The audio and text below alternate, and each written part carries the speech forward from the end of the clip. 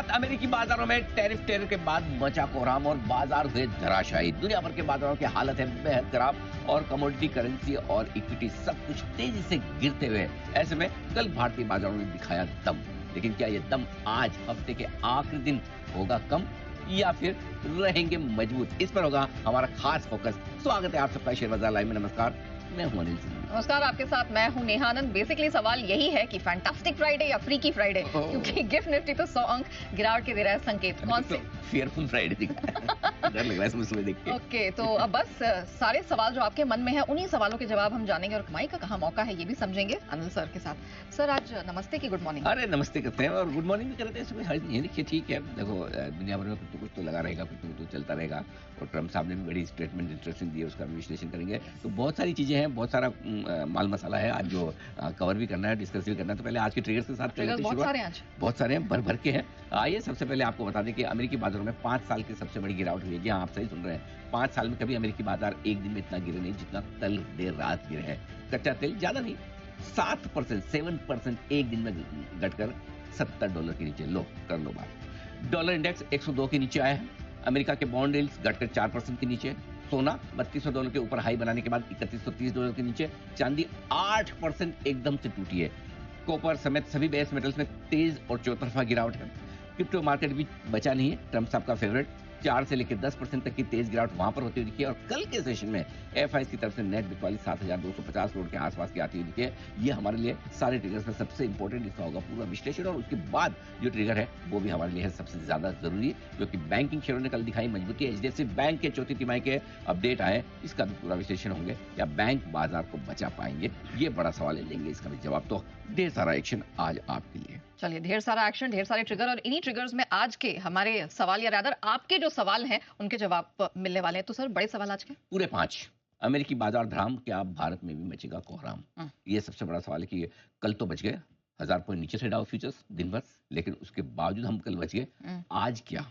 ये दूसरा बड़ा सवाल है जिस पर ये कि कल तो बच गए लेकिन आज क्या होगा। तीसरा सवाल सबसे बड़ा है, कल एफआईएस ने भी बेचा, घरेलू फंड ने भी कुछ खास खरीदा नहीं, तो लिया किसने? बड़े कैसे? है ना, ये मिस्ट्री है। ये मिस्ट्री है। ये हुआ क्या? कौन ले गया भाई, है ना? तो ये भी सोच देखेंगे कहां से किसकी खरीदारी हुई और क्यों हम रिकवर हुए। अब एक और सवाल है, क्या आज फिर से आईटी शेयरों की मरम्मत होगी? मरम्मत से पिटाई, मरम्मत तो छोटी सी वर्ड है, पिटाई सही वर्ड है। आज फिर से इनकी पिटाई होगी, क्या बैंक फिर से बढ़ने में सपोर्ट देंगे? और सबसे बड़ा सवाल है कि इन सारी चीजों के बीच में आपको पैसा लगाना भी होता है, पोर्टफोलियो तो चर्न भी करना होता है, कुछ बेचना होता है, कुछ लेना होता है, जो कि बाजार में हो रहा है इस वक्त। बड़े इन्वेस्टर्स फंड और एफआईएस कर रहे हैं। क्या आपको भी इस दिशा में सोचना चाहिए? क्या भारत से जुड़ी कंपनी में कुछ निवेश के बेहतर मौके आपको दिख रहे हैं? Interesting. Forget global, focus local. Yes, how is it? बढ़िया है। तो चलिए इसी पर आज सारा का सारा हम फोकस करेंगे। ये है बड़े सवाल जिनके जवाब देने की कोशिश अगले कुछ मिनटों में आपके लिए। चलिए, तो हमारे मार्केट में और खास तौर से भारतीय अर्थव्यवस्था में कहाँ कैसे मौके दिख रहे हैं वो तो समझे, लेकिन कल अमेरिकी बाजारों में क्या हुआ? मतलब ऐसा लगा कि किसी ने पकड़ पकड़ के एकदम 3rd डिग्री टॉर्चर किया। बिल्कुल सही बात है, 100% वैसे ही हुआ है। और नेस्डेक और डाउ में जिस तरह की गिरावट हुई, मतलब बहुत कम देखने को, सालों में कभी कभार देखने को मिलती है। कल डाउ गिरा आपका 1700 पॉइंट, 7 महीनों के लोअर लेवल पे आ गया। और 5 साल बाद इसी गिरावट कोविड के वक्त हुई थी। नेस्डेक 1050 अंक टूटा है, 6%। सोचो 6% आपका bank Nifty like Nasdaq, Nifty like डाउ, ऐसा कोरिलेशन समझो आप इंडेक्स के मूवमेंट के हिसाब से। सोचो 6% आपका इंडेक्स गया, यानी कि 3000 पॉइंट बैंक निफ्टी। क्या कोहराम हो सकता है? वैसा कोहराम कल दिखा है। S&P 500 में 5 साल की इंट्राडे की सबसे बड़ी गिरावट हुई कोविड के बाद की। ये कोविड के बाद की सबसे बड़ी। रसेल 2000 जो उनका 2000 कंपनी का इंडेक्स है, इसमें ब्रॉडर मार्केट आ जाता है, mid cap small cap kind of सब आ जाते हैं इसमें। 6% घटा है, 6%। सोचो हमारा mid cap small cap index 6% घट जाए तो क्या हो सकता है?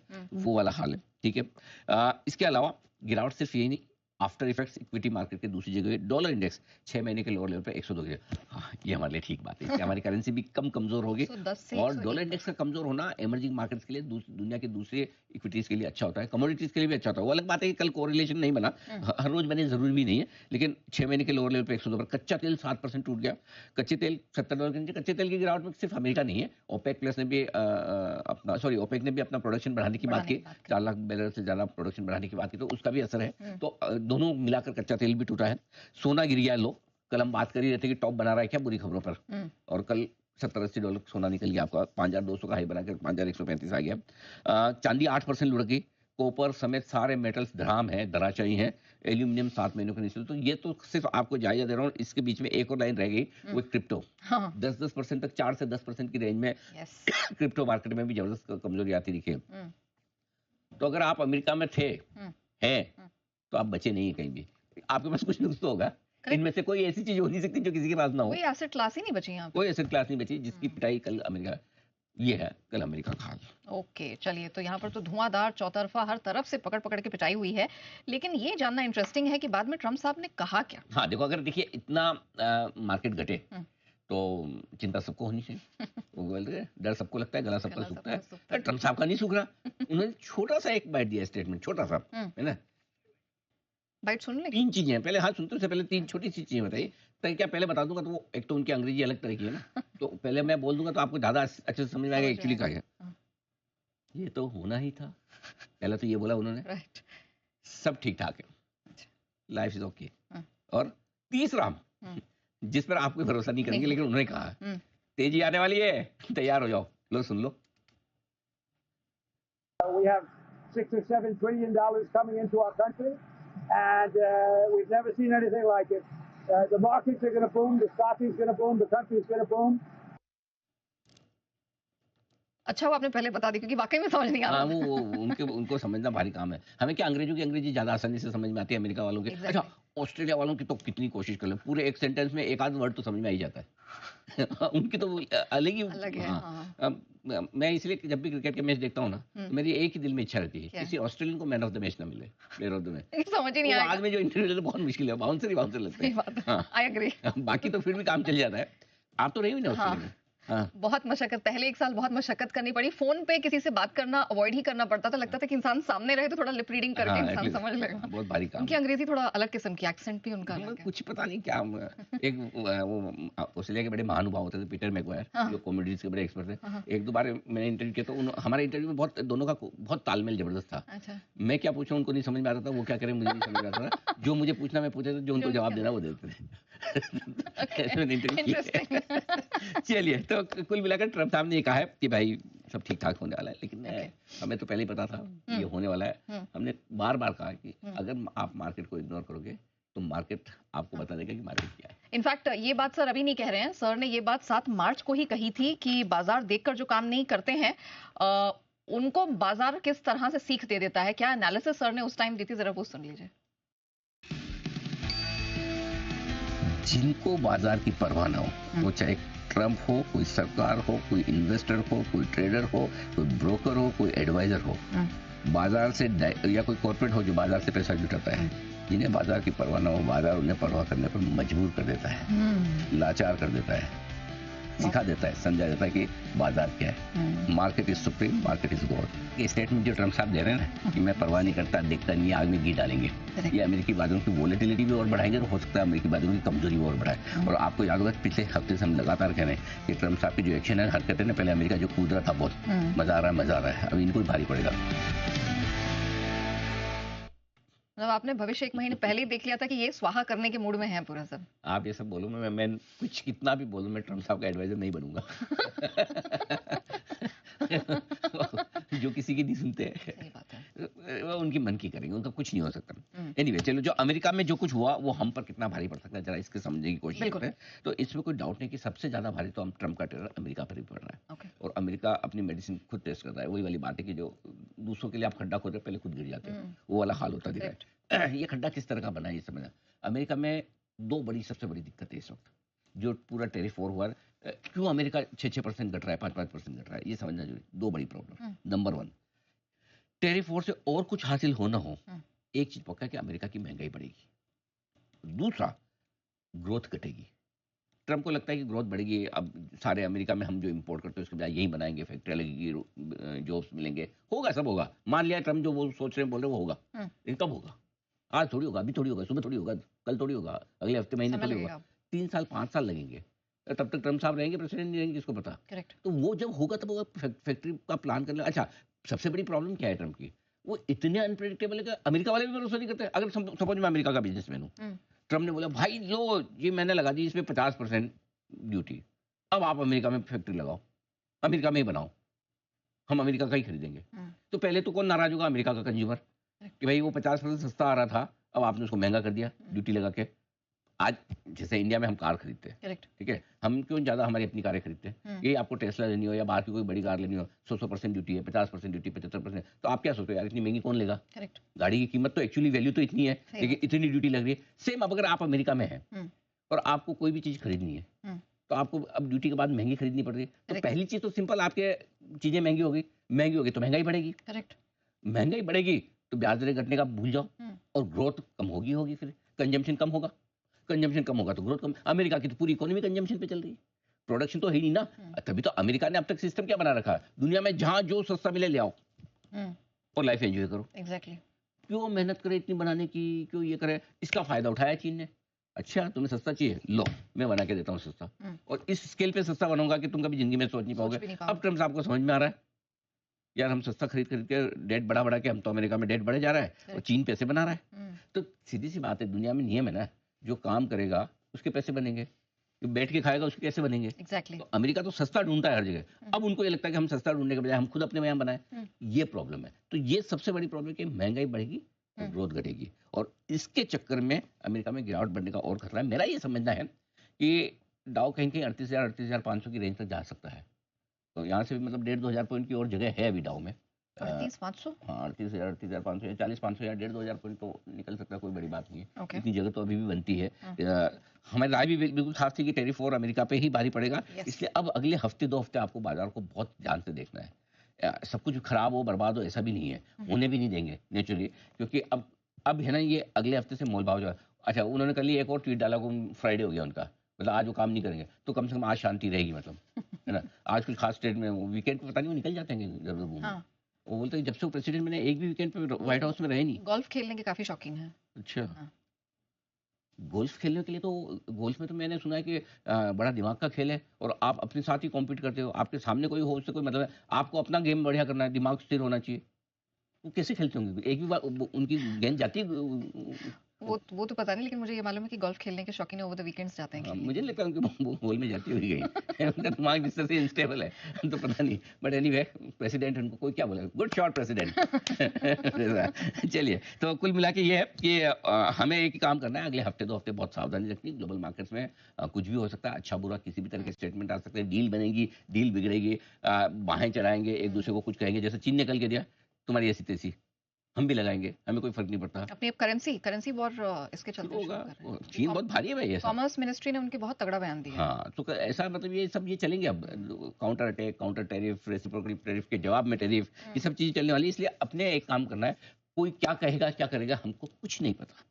ओके। तो इसलिए हमें सिंपल ओवरनाइट पोजीशन कम से कम रखनी है, ट्रेडिंग पोजीशन बहुत सावधानी से रखनी है, जितना कम करें उतना बेहतर। अच्छा। बस वो कहते हैं कि जब चेतावनी हो कि समुद्र में तूफान की या भारी लहरों की चेतावनी, ऊंची लहरों की, उसी समय क्यों करना है भाई?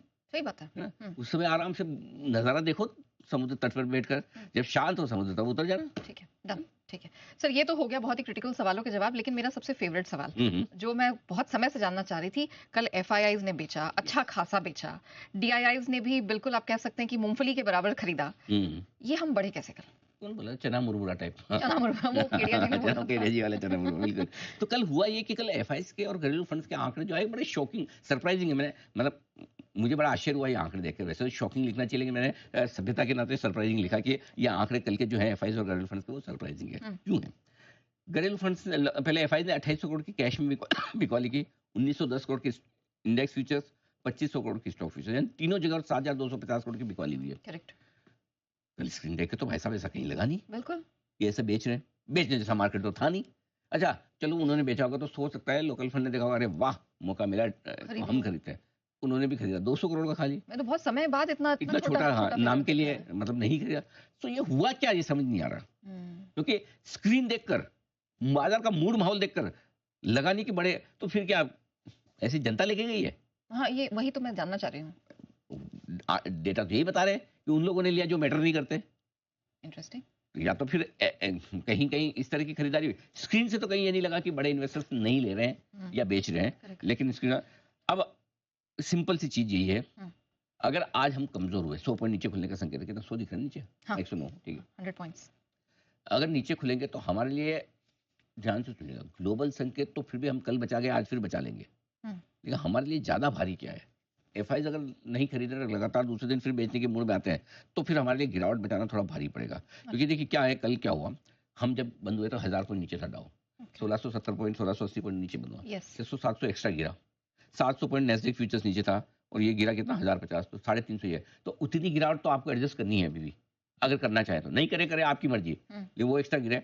लेकिन उससे कहीं ज्यादा जहाँ खरीदारी का आंकड़ा दिखना चाहिए, दोनों में से किसी एक का, नेट दोनों में का मिला के, उसके बजाय बिकवाली का आंकड़ा, तो थोड़ा सा आज हम कोशिश रहेंगे ऊपर के लेवल पे। अगर ये नंबर्स हैं तो ये नंबर्स अच्छे नहीं हैं, जो साफ है।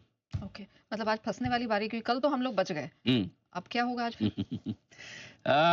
देखो, कल कुछ अच्छा हुआ है और कुछ आज कम अच्छा हुआ है, दोनों के बीच में बैलेंस बनाना है। कल पहले क्या अच्छा हुआ? पहली चीज, बाजार की ताकत ही तभी होती है जब खराब खबरों पे बढ़े, और बाजार की कमजोरी तभी होती है जब अच्छी खबरों पे घटे। तो कल घटने के लिए आपके पास परफेक्ट दिन था।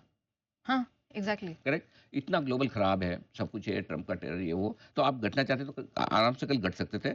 लेकिन उसके बावजूद खराब खबरों पर भी बाजार का रिकवर होना, ये सेंटिमेंट की मजबूती दिखाता है, और बाजार के डायरेक्शन में। एक दिन पहले आपने एफआईआई की खरीदारी का आंकड़ा भी देखा था, करेक्ट, पहली तारीख को, ठीक इसके पहले, राइट। उसके बाद नेक्स्ट डे आपको इतने खराब ग्लोबल संकेत थे, फिर भी आपने खराब। लेकिन आज आपके पास दोनों जो ट्रिगर है ग्लोबल, वो नेगेटिव है, एक मार्केट भी और एफआईआई के आंकड़े भी। ऐसे में आज एक्चुअल टेस्ट है आपकी तेजी करने का। अच्छा, और तेजी करने वालों का क्यों? एक तो वीकेंड सेशन है, 2-3 दिनों की, आपको जब मंडे लौटेंगे तो 2-3 दिनों के आपको सारे ट्रिगर्स वो देखने होंगे। बचाने होंगे। हाँ, दूसरा ये कि कल ग्लोबल गिर गए, एफआईआई ने बेचा, फिर भी आप बढ़ सकते हैं क्या? और तीसरा, आज वीकली क्लोजिंग भी है। तो इन तीनों के लिहाज से आज लिटमस टेस्ट है। आज जरूरी दो चीजें, एक, आप इंपॉर्टेंट सपोर्ट लेवल को ना तोड़ें, होल्ड करें, जो 23,125-150 के आसपास का आता है, और बड़े लेवल को पार करने की कोशिश करें। वो लेवल क्या है बता दूं, 23,100 के नीचे आप फ्रेश कमजोर होना शुरू करेंगे, ठीक है, और 23,350 के ऊपर मजबूत होना शुरू करेंगे। तो इस रेंज को आपको ट्रेड करना है, पहली चीज। बैंक निफ्टी के लिए 50,951-200 नीचे का बहुत बढ़िया मजबूत सपोर्ट आ रहा है, ठीक है। 51,875, 52,050 की रेंज ऊपर रुकावट के तौर पर, ठीक है। अब आइए थोड़ा सा पोजिशनल सोचें कि अगर घटना ही है तो कितना। कल की रिकवरी और परसों के एक्शन से एक चीज क्लियर हो रही कि अगर हम कमजोर हुए भी तो 22,800 23,000 की रेंज निफ्टी अब आसानी से नहीं तोड़ेगा। शायद इन लेवल के आसपास सपोर्ट लेने के, अब इसके लिए कुछ बहुत बड़ा चाहिए। और अब बहुत बड़ा क्या हो सकता है? सबसे ज्यादा बड़ा तो ट्रम्प साहब कर ही गए, अब जो होगा उसकी रिपेयर मरम्मत होगी।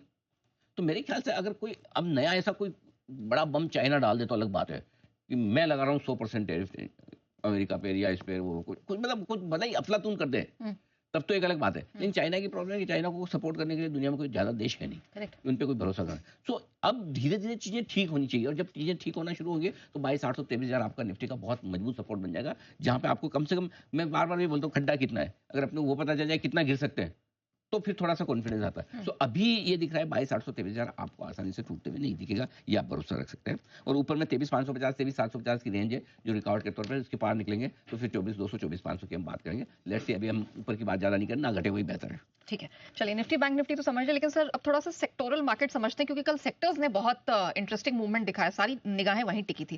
पहले तो सर आईटी, पहले इसकी पिटाई हुई है, और बैंक है उन्होंने अच्छा भरपूर सपोर्ट किया, पीएसबीज देख लें, या ओवरऑल निफ्टी बैंक ने बहुत दमदार प्रदर्शन दिखाया। क्या ये अपने अपने रास्ते को पकड़ के ही चलेंगे? निफ्टी मतलब आईटी आज भी गिरा, बैंक आज भी चढ़े। वैसे तो इस ट्रेंड में कोई खास बदलाव होना नहीं चाहिए, आईटी सेल ऑन राइज है ही, ठीक है। खाली ये कि आपको एकदम गैप से नीचे खुलने के बाद भी बेचना है कि ऊपर आए तब बेचना, उतना ही डिसाइड करना है। सिर्फ कई बार कई सारी चीजों में आपको डायरेक्शन क्लियर होना चाहिए। एक बार आपको डायरेक्शन क्लियर तो फिर आपको लेवल से देखने होते हैं। तो आईटी का डायरेक्शन बहुत क्लियर, दिन ही खराब चल रहे हैं इनके। दिन क्या, दिन तो कहना गलत होगा, हफ्ते महीने साल सब कुछ खराब चल रहा है ना, इनका तो खराब ही चल रहा है सब कुछ। तो और आज फिर जो नेस्डैक 6% घटा है, ये तो भारी पड़ेगा इसमें। तो ये नेस्डैक के साथ आज की कोरिलेशन बना के भी बैठे हुए हैं, तो आईटी तो घटने हैं। अगर रिकवरी आई बाजार में, जो कल भी हमने बात की, रिकवरी आई तो आपको बैंक से ही आएगी, और आज भी रिकवरी आई तो बैंक से ही आएगी, ठीक है। उसके अलावा कहीं से। और पीएसयू बैंक मजबूत दिख रहे हैं, कल आप देख रहे हैं, आपने देखा दमदार प्रदर्शन किया सारे पीएसयू बैंक ने, इंडियन बैंक वगैरह ये सब टॉप गेनर हो गए थे। और आज भी यूबीएस की अच्छी रिपोर्ट है, फेडरल बैंक पर सीएलएससी की रिपोर्ट ठीक ठाक है, एचडीएफसी बैंक का अपडेट भी कल आ गया देर रात शाम, अपडेट भी ठीक है, तो उसका भी अभी थोड़ी देर में विश्लेषण करेंगे। एक ही चीज थोड़ी और देखने वाली है, जो बीच में हमने मेटल शेयरों पे खरीदारी की राय भी दी थी, थोड़ा सा मेटल पे आप थोड़ा सा टाइम है ना, आप थोड़ा रुके, हड़बड़ी और जल्दबाजी में मेटल ना खरीदें, ठीक है। क्योंकि मेटल में जो कोहराम मच रहा है, अब मेटल में ना क्या है कि चाइना बड़ा प्लेयर है, Correct. और जो टैरिफ वेरिफ के बाद किस तरह की पोजिशनिंग बनेगी, तो थोड़ा सा इंतजार करें मेटल में। गिरावट में क्या खरीदना है? ऑल टाइम फेवरेट पावर, हाँ। No brainer power. फार्मा थोड़ा थोड़ा थोड़ा थोड़ा, क्योंकि अगर लगाएगा भी, देखो फार्मा पे जोर से मारना होता है, टेरिफ से मार देते हैं। अब जैसे क्या कल गैप से खुल गया तो नहीं लेना है, नीचे मिलेगा तो फार्मा खरीदना है। फार्मा की गिरावट सीमित है, ठीक है। बड़ी ऊपर में प्रॉफिट बुकिंग सेलिंग आएगी, लेकिन बहुत जोर से नहीं गिरेंगे, ये अच्छी बात है। टेक्सटाइल हाँ। बायोन डिप से थोड़े थोड़े यहाँ पर भी इक्वेशन बदलेंगे, ठीक है।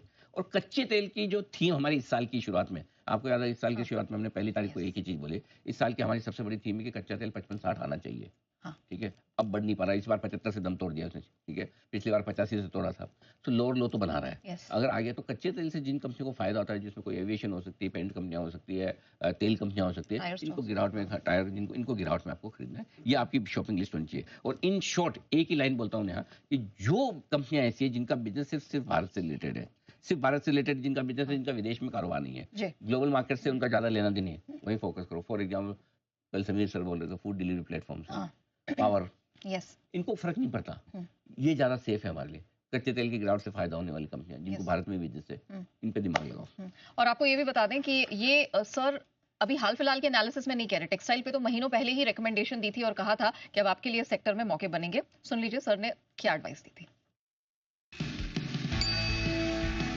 रिटेल और टेक्सटाइल दोनों का कॉम्बिनेशन, और स्पेशली वो कंपनियां जो प्रीमियम प्रोडक्ट्स बना रही है, उस पर हम अगले 1 साल 1.5 साल के लिए बहुत बुलिश है। और ये स्टॉक आप देखिएगा, साल भर बाद आप देखेंगे तो आपको पता चलेगा कि बढ़िया कंजम्पशन स्टोरी बनती दिख रही है। इस सेक्टर पर हम इस साल के लिए बहुत बुलिश है। टेक्सटाइल टू प्रीमियम रिटेल वाली स्टोरी बहुत स्ट्रॉन्ग है। लोगों को अब एस्पिरेशन है ज्यादा से ज्यादा अच्छी ब्रांड्स में जाने की, खर्च करने की। हमारे यहाँ प्रीमियम कंजम्पशन जो बढ़ रहा है, एस्पिरेशन लेवल जो बढ़ रहा है, उसमें ये सारी नई और पुरानी कंपनियां ये अच्छा करेगी। ट्रेंड से लेकर बाजार स्टाइल से लेकर आपके विशाल मेगामार्ट से लेकर सियाराम से लेकर अरविंद से लेकर रेमंड, जो आपको समझ में आए, जो पसंद आए, ABFRL, इस तरह की कंपनियां ये अच्छा कर सकती है। टेक्सटाइल सेक्टर पर हम दिवाली के वक्त से और न्यू ईयर के वक्त से इस साल की हमारी थीम रही है और बुलिश है। और जब देखिए आज टैरिफ लगे, उसके बावजूद पिछली बार आपने लाइफ में कब देखा था कि कोई टेक्सटाइल शेयर 20% भागा हुआ। टेक्सटाइल टू रिटेल वाली जो स्टोरी है वो बहुत स्ट्रॉन्ग है, कंजम्पशन भी है, टेक्सटाइल भी है, रिटेल भी है। तो मुझे लगता है कि ये सारे स्टॉक्स हैं जो बढ़िया रहेंगे। ये बायोन डिप्स है, और अगर आपका निवेश है तो इन सारे शेयरों में डेफिनेट